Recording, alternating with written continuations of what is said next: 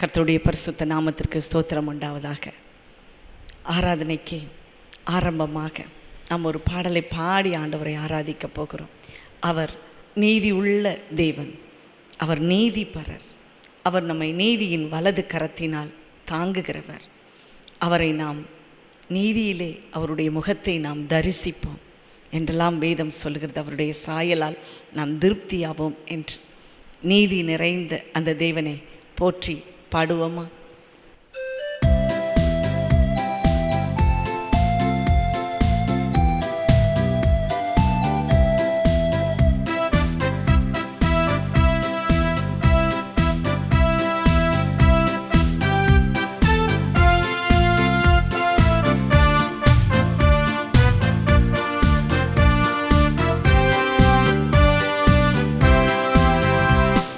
ஜெயம் கொடுக்கும் தேவ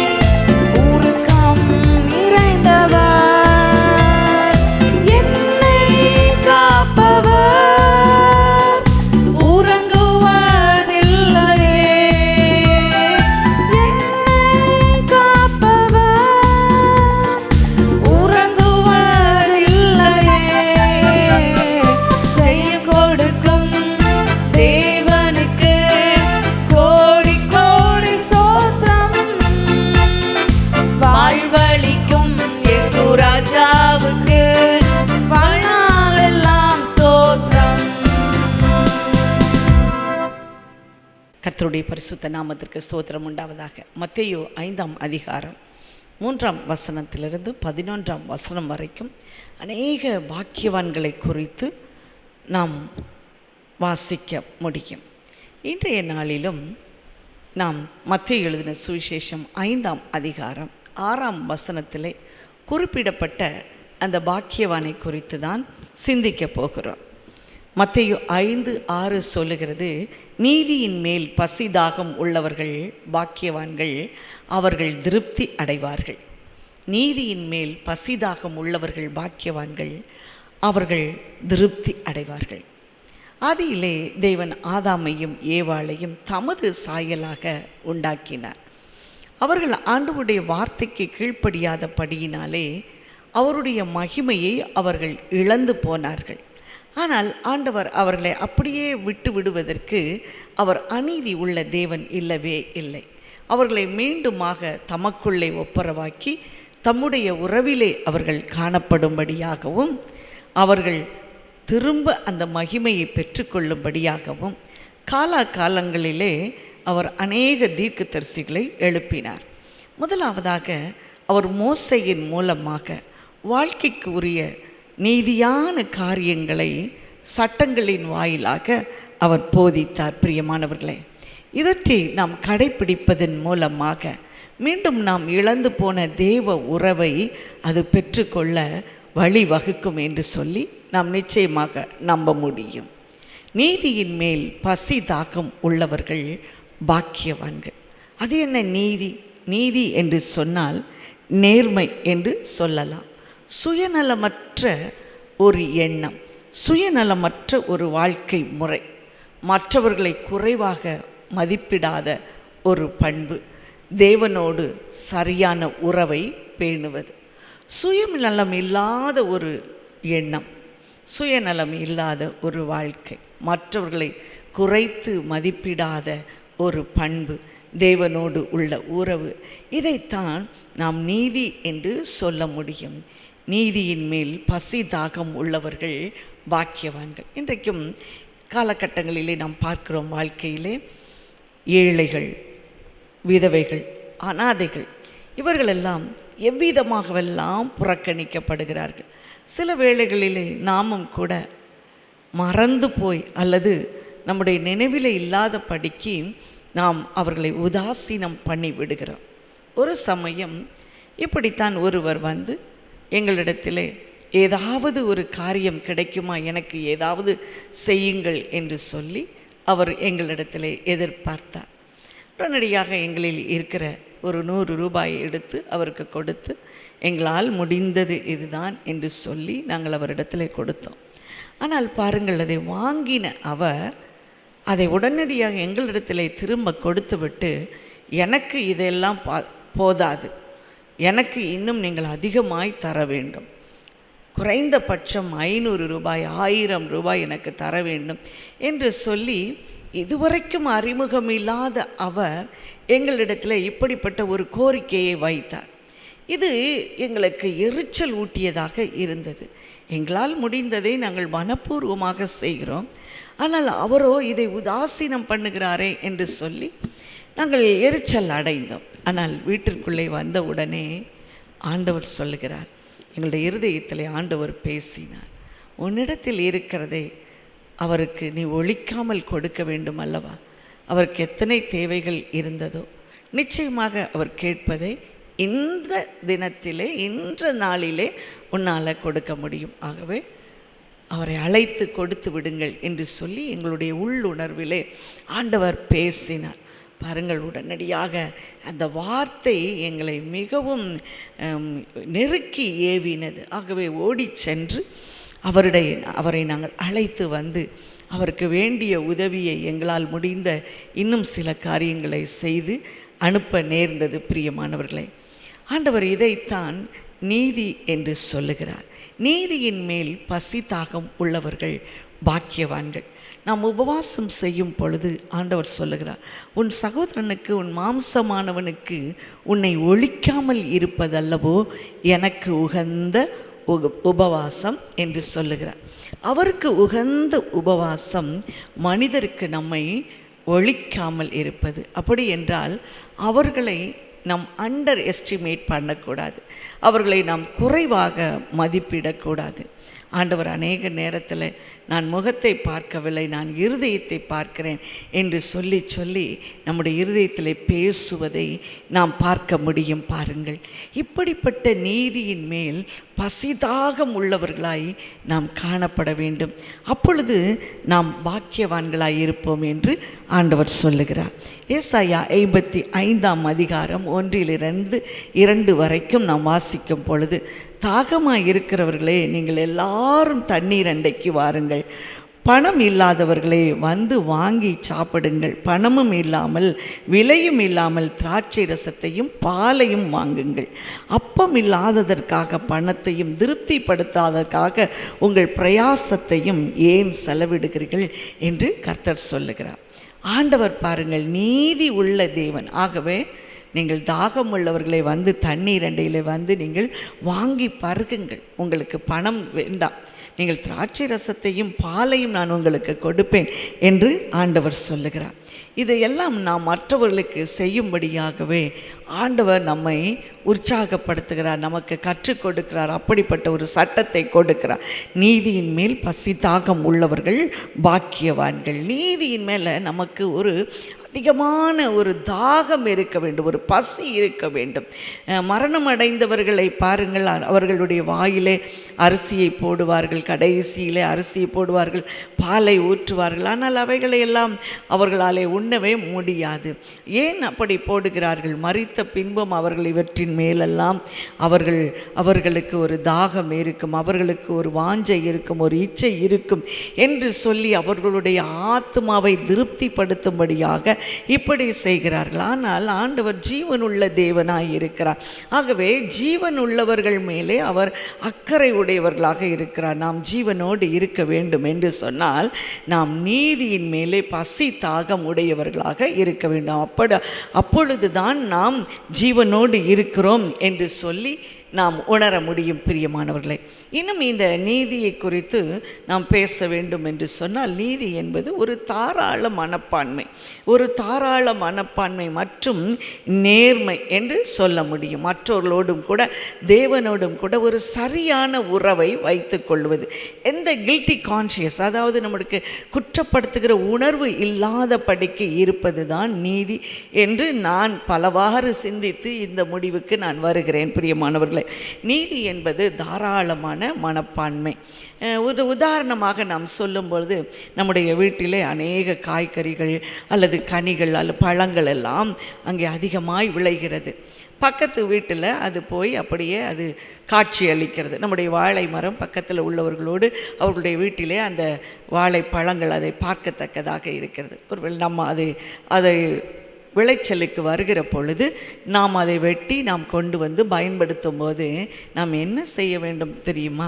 அதை பார்த்து கொண்டு இருக்கிற எல்லாருக்கும் நாம் பகிர்ந்து கொடுக்கும் பொழுது அவர்களுக்கு இருக்கிற சந்தோஷத்தை பாருங்கள். அதை சொல்லுவதற்கு வார்த்தை இல்லை. அதன் மூலமாக நமக்கு வருகிற மகிழ்ச்சி பாருங்கள், எத்தனை மகிழ்ச்சியாக இருக்கும்.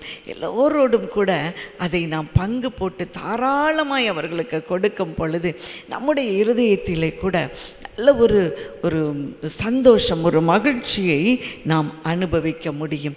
அப்படி இல்லாமல் அதை ஒழித்து கொண்டு வந்து நம்முடைய வீட்டிலே வைத்து நாம் மட்டும் சுயநலமாய் நாம் உட்கொண்டால் பாருங்கள், ஆண்டவர் சொல்லுகிறார், உன்னுடைய மாம்சமானவனுக்கு உன்னை நீ ஒழிக்காதே என்று சொல்லி. இது ஒரு காட்சிப்படுத்தப்பட்ட ஒரு பொருள். எல்லாருக்கும் அது தேவைப்படக்கூடியதாகவே இருக்கும். ஆண்டவர் நம்மை எப்பொழுதும் ஒரு வாய்க்காலாக பயன்படுத்துகிறார். நம்மை ஒரு வாய்க்காலாக, அதாவது நம் மூலமாக மற்றவர்களுக்கு ஆசீர்வாதம் பாயும்படியாகவே அவர் செய்கிறார். அதுதான் நீதியின் மேல் பசி தாகம் உள்ளவர்கள் பாக்கியவான்கள் என்று சொல்லப்பட்டிருக்கிறது. இந்த நீதி 2 விதத்திலேயே காணப்படுகிறது. ஒன்று நடைமுறை நீதி, இன்னொன்று தேவ நீதி. இந்த நடைமுறை நீதி என்று சொல்லும்போது அதன் பண்புகள் எதுவெல்லாம் இருக்கும்? ஒரு நீதியான வாழ்க்கையின் ஒப்புரவாகுதல், சத்துருக்களோடு ஒப்புரவாகுதல், அல்லது வேதம் சொல்லுகிறது கூடுமானால் நீங்கள் எல்லாரோடும் சமாதானமாக இருங்கள், யாவரோடும் சமாதானமாக இருங்கள். கூடுமானால், அதாவது நம்மால் முடியுமே ஆனால், இதைத்தான் ஆண்டவர் சொல்லுகிறார், நீதியின் மேல் பசி தாகம் உள்ளவர்கள் பாக்கியவான்கள். எப்படியாவது நாம் அவர்களோடு கூட ஒப்புரவாக வேண்டும் என்று சொல்லுகிற ஒரு மனப்பான்மையே அது நீதியாக கருதப்படுகிறது. அடுத்ததாக நாம் பார்க்கும்போது திருமண வாழ்க்கை என்று வருகிற பொழுது அதிலே ஒரு பரிசுத்தம், அதிலே ஒரு நேர்மை காணப்பட வேண்டும். பேச்சு என்று சொல்லும் பொழுது நாம் அநேகரோடு பேசுகிறோம். அந்த பேச்சிலே கூட ஒரு பரிசுத்தமான பேச்சை நாம் பேச வேண்டும். இதுதான் நடைமுறை நீதி. பழி வாங்காமல் இருக்க வேண்டும், சத்துருக்கள் மீது அன்பு காட்ட வேண்டும், தேவனை நாம் பிரியப்படுத்த வேண்டும், நீதியான செயல்களை நாம் கடைப்பிடிக்க வேண்டும், தேவனுக்கு பிரியமான காரியங்களை, கிரியைகளை நாம் செய்யக்கூடியவர்களாக இருக்க வேண்டும். இதுதான் நடைமுறை நீதி என்று நாம் சொல்ல முடியும். நம்முடைய திருமண பந்தத்திலே உண்மை காணப்பட வேண்டும், பரிசுத்தம் காணப்பட வேண்டும், பழி வாங்காமல் இருக்க வேண்டும். ஆண்டவர் சொல்லுகிறார், பழி வாங்குதல் எனக்குரியது, நீங்கள் ஒருவரையும் பழி வாங்காதிருங்கள். இது நடைமுறையாக காணப்படுகிற ஒரு நீதியாக எண்ணப்படுகிறது. பிரியமானவர்களே, நடைமுறை நீதியில் நம்ம பார்க்கும்போது ஒரு சம்பவத்தை நான் வாசித்தேன். அங்கே பாருங்கள், அதிலே ஒரு நிஜமாக நடந்த ஒரு சம்பவத்தை சொல்லி இருந்தார்கள், எழுதியிருந்தார்கள். பாருங்கள், ஒரு சிறு வயது பெண் அங்கே நடக்கிற, அந்த தெருவிலே நடக்கிற ஒரு பணக்கார திருமண விழாவிற்கு போய் என்னவென்று பார்த்து கொண்டிருக்கிறாள். அப்பொழுது அங்கே பாருங்கள், பலவிதமான பலகாரங்கள் செய்து கொண்டிருக்கிறார்கள். அந்த பலகாரத்தை செய்த அந்த பெண் அந்த திருமண வீட்டினுடைய எஜமானி இடத்துல கொண்டு போய் லட்டுகளை கொண்டு கொடுத்து, இதை வாங்கி சாப்பிட்டு பாருங்கள் என்று சொல்லி கொடுக்கிறார்கள். இந்த சிறு பிள்ளை அதை ஆவலாய் பார்த்து கொண்டே இருக்கிறார். அவர்கள் அதை பார்த்து அவர்கள் சுவைத்து கொண்டே இருக்கிறார்கள். இந்த பெண் ஓடிப்போய், இந்த சின்ன பிள்ளை ஓடிப்போய் அந்த எஜமானியின் இடத்துல கைகளை நீட்டி கேட்கிறாள், எனக்கு கொஞ்சம் கொடுங்கள் என்று சொல்லி. அப்பொழுது பாருங்கள், அந்த எஜமானி சொல்லுகிறாள், இது உனக்கெல்லாம் கொடுக்கக்கூடாது, அப்புறம் போ, அப்பால போன, இதெல்லாம் மற்றவர்களுக்காக, நான் விருந்தாளிகளுக்காக செய்து வைத்திருக்கிறேன், இப்போவே உனக்கெல்லாம் கொடுக்க முடியாது, நீ எங்கே உள்ள பிள்ளை அப்படின்னு சொல்லி அவளை புறம்பே தள்ளி விட்டார்கள். நாட்கள் உருண்டோடியது. கிட்டத்தட்ட 20 வருடங்கள் ஆயிற்று. இந்த சின்ன பிள்ளையுடைய கண்களிலே ஒன்று சரியாய் பதிவாகி இருந்தது. ஒன்று அந்த எஜமானியின் கைகளும் அவர்கள் கைகளிலே இருந்த அந்த லட்டும் பாருங்கள், அவளுடைய கைகளிலே இருந்த அந்த லட்டு, அவர்கள் போட்டிருந்த வளையல்கள், இதெல்லாம் அவள் மறக்கவே இல்லை. அதன் பின்பு இந்த மகள் பாருங்கள், ஒரு சிறிய குடும்பத்திலிருந்து, ஒரு ஏழை குடும்பத்தைச் சேர்ந்த அவள் முயற்சி எடுத்து படித்தாள், நல்ல ஒரு பதவிக்கு வந்தாள், அரசாங்கத்தின் ஒரு உயர்ந்த பதவியை அவள் அடைந்தாள். அவளுடைய மகளுக்கு திருமண காரியங்கள் நடந்து கொண்டு இருந்த பொழுது அவள் இதை போல பலகாரம் செய்வதற்காக பெண்களை அழைத்தாள். அது அவர்கள் வந்தார்கள், பலவிதமான பலகாரங்களை செய்தார்கள். அதிலே ஒரு பலகாரம் லட்டு. இவளுடைய ஆள் மனதிலே இருந்த அந்த லட்டு எப்படியாவது நம்முடைய திருமண நேரத்திலும் அல்லது திருமண நிகழ்ச்சியிலும் அது பரிமாறப்பட வேண்டும் என்று இந்த மகள் நினைத்திருந்தாள். ஆகவே அந்த லட்டை செய்யும்படியாக சொல்லியிருந்தாள். அந்த லட்டு செய்து முடித்த உடனே அதை செய்த அந்த பெண் சொன்னாள், ஏனென்றால் இப்பொழுது இவள் எஜமானியின் ஸ்தானத்தில் இருக்கிறாள். அவள் சொன்னாள், நீங்கள் வந்து இதை டேஸ்ட் பண்ணி பாருங்கள், சுவைத்து பாருங்கள், நான் எவ்வளவு அழகாக அந்த லட்டை செய்திருக்கிறேன் என்று சொல்லி கொண்டு வந்து இவளுடைய கையிலே அவள் வைக்கும் பொழுது பாருங்கள், இந்த சிறு பெண்ணாக இப்பொழுது வளர்ந்து நிற்கிற அந்த எஜமானி பாருங்கள், அந்த அரசாங்க அதிகாரி அந்த கைகளையும் அந்த லட்டையும் பார்க்கிறார். பார்க்கும் பொழுது அவளுக்குள்ளே துணுக்குற்று போனால். ஏன் தெரியுமா? அன்றைக்கு யாருடைய கை உயர்ந்து அந்த லட்டை இவள் வாங்கும்படியாக ஏந்தி கொண்டு இருந்தாலோ, இன்றைக்கு அவளுடைய கைகள், அதே கைகள் இவளுக்காக அந்த லட்டை சுவைத்து பார்க்கும்படியாக கொடுத்து கொண்டிருக்கிறது. இருக்கிறது. அப்பொழுது இந்த கைகளை பார்க்கலாம், அல்லதிலே காணப்படுகிற வளையல்கள் தங்க வளையல்கள் இல்லை. இப்பொழுது ஒரு பிளாஸ்டிக் வளையலை போட்டுக்கொண்டு அதே கரங்கள் அதே லட்டை பிடித்து கொண்டு இருக்கிறது பாருங்கள். இப்பொழுது அவள் நிமிர்ந்து பார்க்கும் பொழுது அதே பெண்மணி, அதே எஜமானி, அதே பணக்கார பெண் இங்கே இப்பொழுது வேலைக்காரியை போல பட்சணங்களை விற்று கொண்டிருக்கிறவளாய், பட்சணங்கள் செய்து கொண்டிருக்கிறவளாய் மாறியிருக்கிறாள். கடவுள் எவ்வளவாய் தன்னுடைய விதியை மாற்றிவிட்டார், கடவுள் எப்படி தன்னை உயர்த்தி விட்டார் என்று சொல்லி அந்த பெண் அதில் எழுதியிருந்தாள் பாருங்கள். இப்படித்தான் இதுதான் நடைமுறை நீதியை நாம் சொல்லலாம். நடைமுறை நீதி என்பது என்ன? ஒரு பிள்ளை கை ஏந்தி விட்டால் நாம் நிச்சயமாகவே அதை கொடுத்து விட வேண்டும். அந்த பிள்ளை வளரும் எல்லாரையும் ஆண்டவர் கட்டாயம் ஆசீர்வதிப்பார். நாம் யாரையுமே உதாசீனம் பண்ண முடியாது. சில தேவாலயங்களிலே அப்படித்தான் பாருங்கள், ஏழையாக இருக்கிறவர்களை பார்த்து உதாசீனம் பண்ணுவார்கள். ஆனால் நாள் ஒன்று வரும் பாருங்கள், அதே பிள்ளைகள் வளர்ந்து ஒரு பெரிய பெரிய பதவியிலே அவர்கள் அமர்ந்து விடுவார்கள். அப்பொழுது அதே தேவாலயத்தில் அவர்களுக்கு இருக்கிற மதிப்பு என்ன, மரியாதை என்ன பாருங்கள்.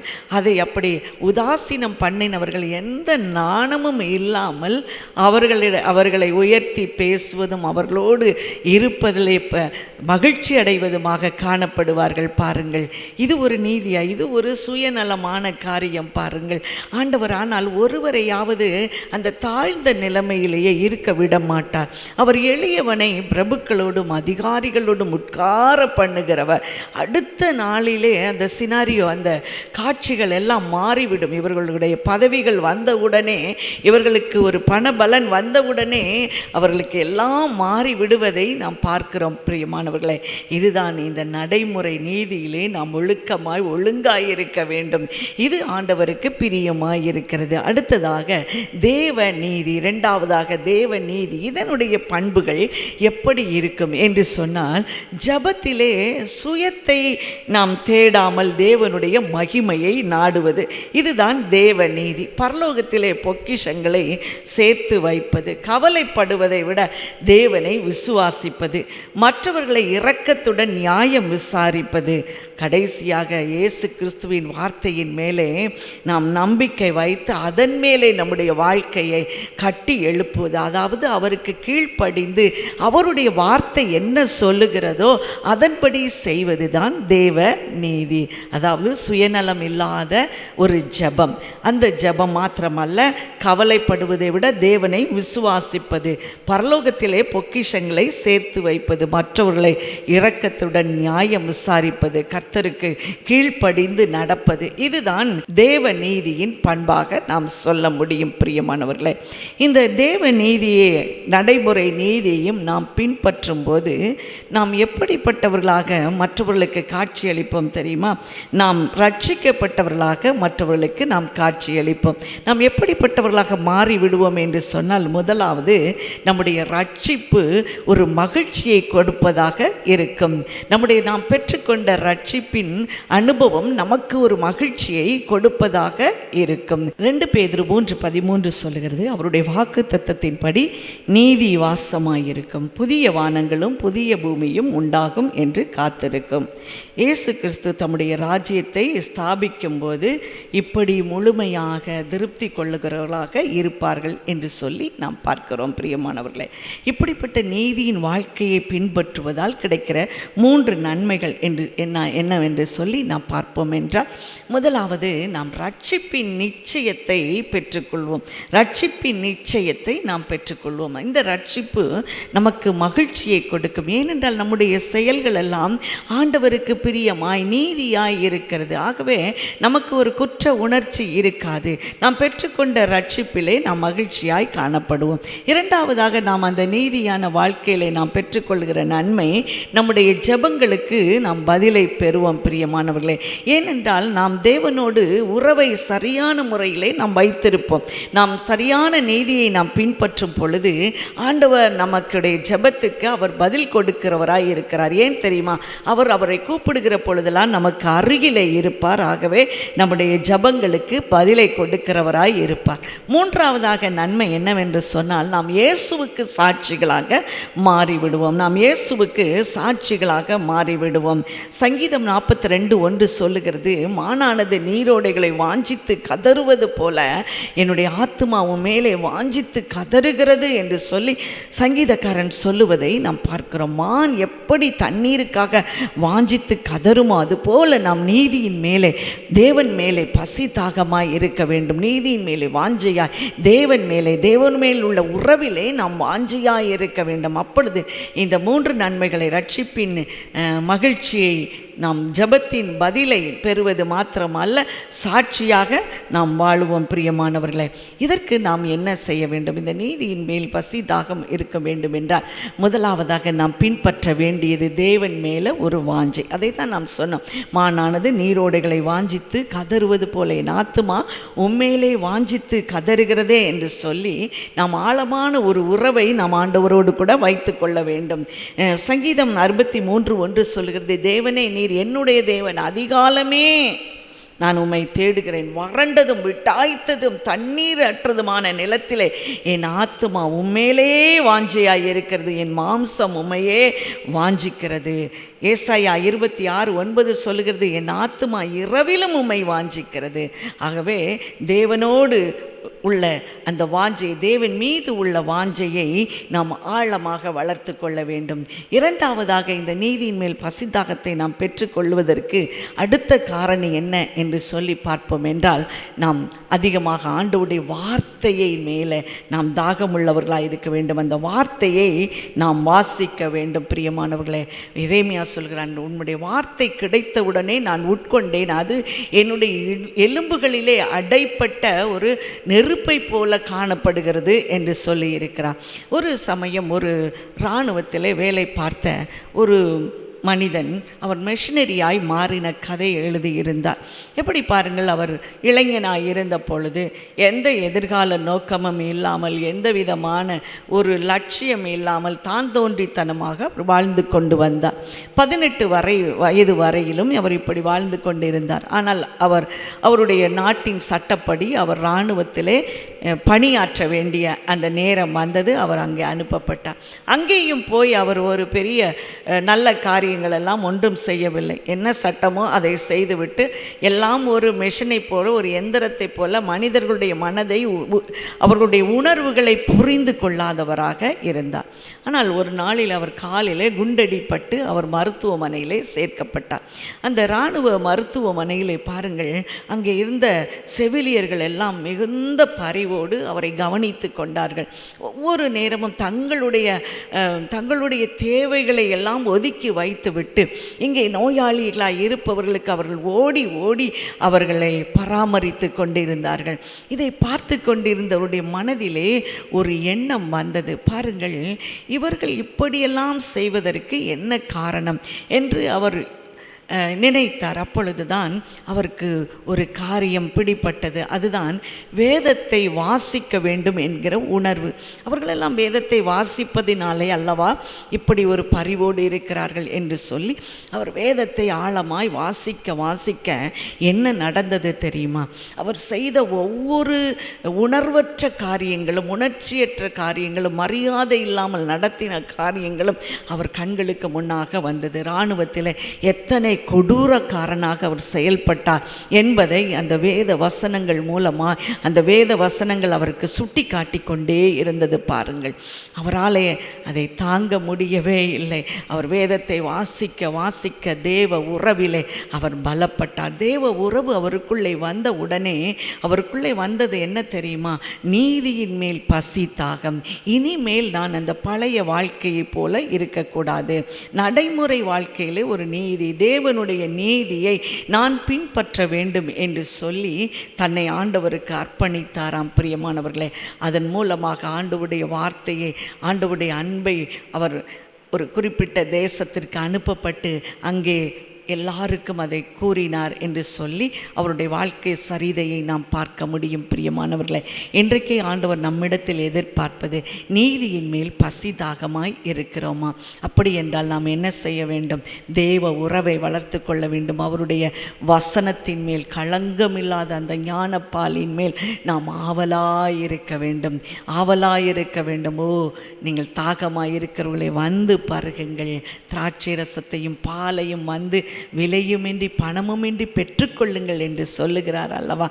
இந்த விதமான அனுபவத்தினுடைய நாம் ஒவ்வொருவரும் கடந்து செல்ல இன்றைக்கு ஆண்டவர் நம்மை நினைவூட்டுகிறார். நீதியின் மேல் பசி தாகம் உள்ளவர்கள் பாக்கியவான்கள். நாம் அப்படிப்பட்ட ஒரு பாக்கியத்தை நாம் அனுபவிக்க வேண்டும். கர்த்தருடைய கரத்திலே நாம் அலங்காரமான கிரீடமாய் மாறிவிடுவோம். அப்படியே நாம் தலை தாழ்த்தி ஜெபிக்கலாமா? அன்பு தகப்பனே, ஆண்டவரை கேட்ட வார்த்தையின்படி எங்களுக்கு நீதியின் மேல் பசி தாகத்தை நீர் கொடுப்பீராக அப்பா. தேவ உறவிலே நாங்கள் அதிகமாய் வளரவும் உம்முடைய வசனத்துக்கு கீழ்ப்படியும் கிருபை தாங்க. இயேசுவின் நாமத்தினாலே ஜெபிக்கிறோம் பிதாவே. ஆமென். ஆமென். ஆராதனை